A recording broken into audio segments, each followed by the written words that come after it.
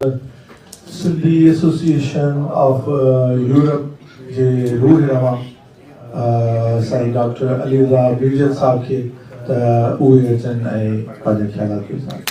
असांजो अॻे इन्हनि हवाले सां डिस्कशन थियो जंहिंमें MOU साइन थियो त सॼी दुनिया में जेके बि सिंधी तंज़ीमूं आहिनि उहे हर साल पंहिंजे पंहिंजे मुल्कनि में हिननि प्रोग्रामनि खे रोटेट कनि ऐं जेका ज़िमेदारी हुजे उहा हुननि तंज़ीम ते रोटेट थी वई।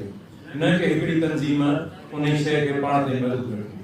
इन सां छा थींदो डेमोक्रेटिक प्रोसेस वधंदो, ज़िमेदारी जो अहसासु थींदो त जिन जिन जेको मुल्कनि में उहा तंज़ीम हूंदी त उहा ज़िमेदारी सां उन शइ खे साल ताईं का बि एक्टिविटी उहा करे सघे।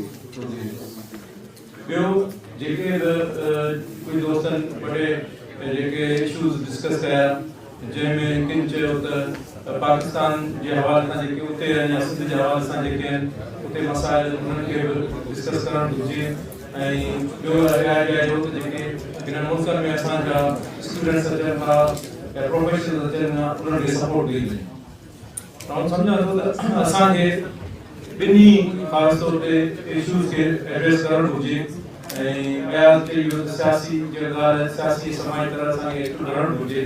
जेके इशू सिंध में थियनि था उन्हनि खां असीं परे नथा रही सघूं।